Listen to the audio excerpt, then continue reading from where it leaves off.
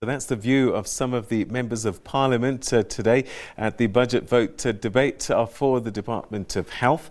But perhaps you're like me, you've got medical aid already, and you're wondering what will NHI mean for you and me? Well, let's find out from the head of the Benefits and Risk at the Board of Healthcare Funders, Dr. Rajesh Patel. Thanks very much for joining us. Good afternoon. Thank you very much for inviting. So you must have been following this NHI story for a number of years now, because of all the bodies, yours could be profoundly affected by the legislation. Yes, medical schemes could be affected. It depends on the details that's within the bill, which you're waiting for. And as soon as it gets published, we will definitely analyze it, look at the impact, and communicate that to the Parliament. All right, so at first sight, at first sort of mutterings, what are the things that concern you? I think right now we don't know the content of the current bill, so let's look at the previous bill. One of the biggest problems there was governance and accountability, and I don't think there was sufficient work done there. We hope that after receiving all those inputs, etc., a lot of those components have been addressed. What we need to understand that in a fragmented health system that we have right now, we need something like an NHI. So from our perspective and from the country's health system perspective, it is a welcome introduction. It's not just a South African thing. NHI, universal healthcare coverage, has been recommended by WHO. So all the countries in the world are considering some form or the other of implementation of an NHI. So where does that leave medical aid? If NHI comes into play, we all contribute and we should all benefit from it. Absolutely. I think I'm not that phased at this stage. I think NHI will take quite some years to be fully implemented. So those that are on medical aid, I don't think there's going to be significant change in the short term. One of the important components that was announced a while back was the tax credits. That may slowly wind down, and obviously that might affect the affordability of individual members to their medical scheme. But generally, over the next few years, I don't think it's going to significantly affect medical schemes, because the announcement has been that they're going to target the vulnerable members of the community first, to bring them on board, to make sure that their care gets addressed first. All right. So what you're saying is, I will, on my pay slip, I'm going to have 2 deductions, maybe 3, pension, medical aid, plus NHI. The details of that NHI deduction from your salary is not yet known. So I think that's the one we're waiting for Treasury to make a call on.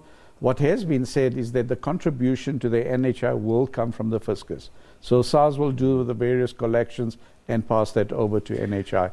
How that collection will be done, we don't know the details. But it's going to be an extra burden for me to pay medical aid plus NHI. Surely I'm going to have to choose one or the other.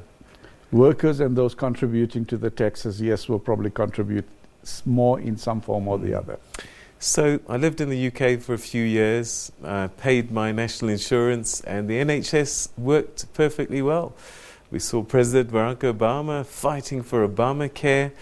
So it can work in South Africa, and perhaps then only the rich will need the bells and whistles that medical aid might provide above and beyond NHI. Yeah, that might be possible. I think the important thing is, I'm not too concerned about the money side of things. I think everyone asks, how much is it going to cost? How much is it going to cost? We can't afford it. I think that's the wrong kind of question to even ask. What we need to ask the question is, how much money is available? How much are we currently spending? How much is available? And then ask, for that money, how much can we buy in terms of healthcare coverage to make a big difference to the community? All right. So and to me, for those that are on medical aid, we need to look at the details of the bill before we understand how it's going to affect us on medical schemes. I wouldn't have sleepless nights at this stage.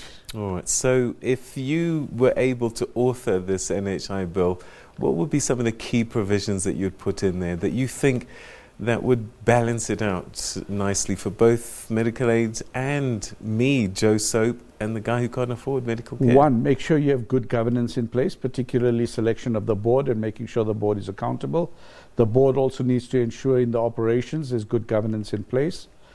There's going to have to be strong procurement systems that need to take place because you're going to procure services from service providers, medicines, etc. So that system needs to be good. You need to make sure you have checks and balances. A lot of our SOEs and government organizations there hasn't been good oversight over them. So I'm of the view that one of the ways to have good oversight is not just the parliamentary oversight, perhaps an independent regulator like you have at NERSA for energy, etc. Something like that will keep checks and balances in place in this type of organization. This organization will potentially be the biggest institution in the country. So you need to have these multiple checks and balances that you need, particularly in the light of our recent history with corruption, etc., in government circles and state-owned enterprises, procurement problems, etc. So there have been some pilot programs that have been rolled out over a bit of time now. What has been your interaction with those, and what are the things that you've made a note of as a result of what's come out of them? From the private sector, we haven't been significantly involved in those pilot programs. Those have been more carried out in the public sector regions. I know that they have got some kind of draft reports being developed or is developed and potentially will be released soon. I haven't seen anything, but I'd like to see that and see what has been learnt and identified and what needs to be done. I know the minister has repeatedly said that there's management issues and that needs to be addressed. There was some announcement about training of management in the current budget.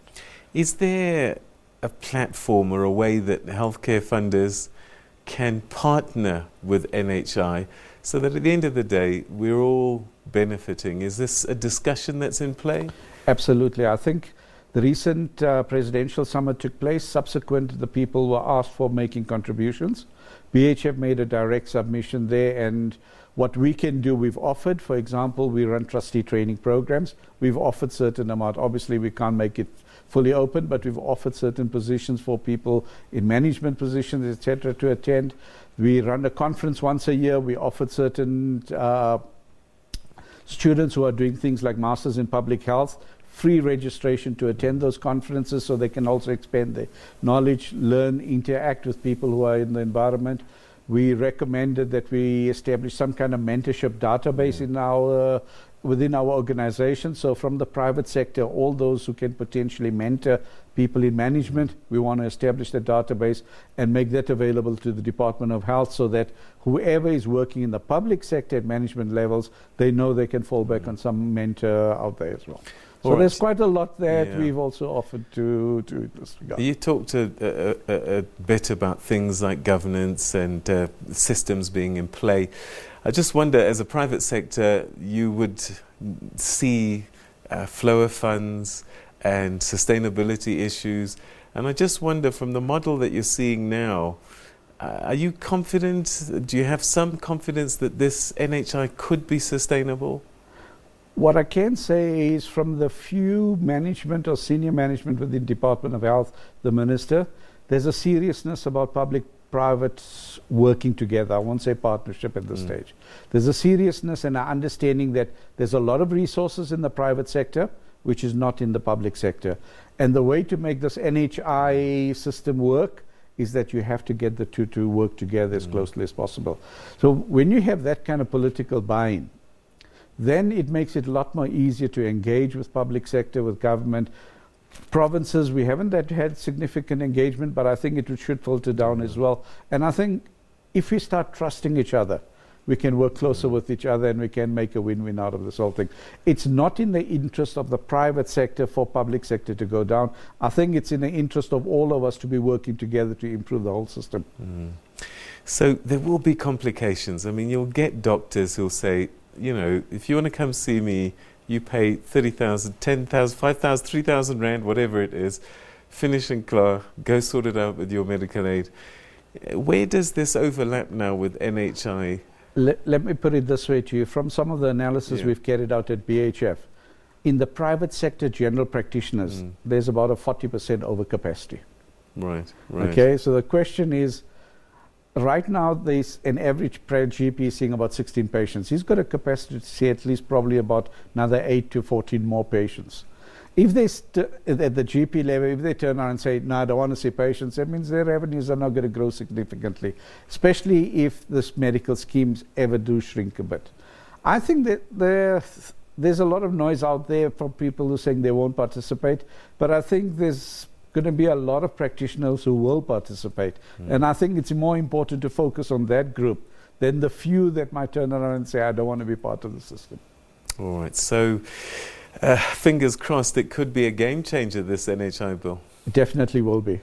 It's just remember, it's one part of the health system that it will fix.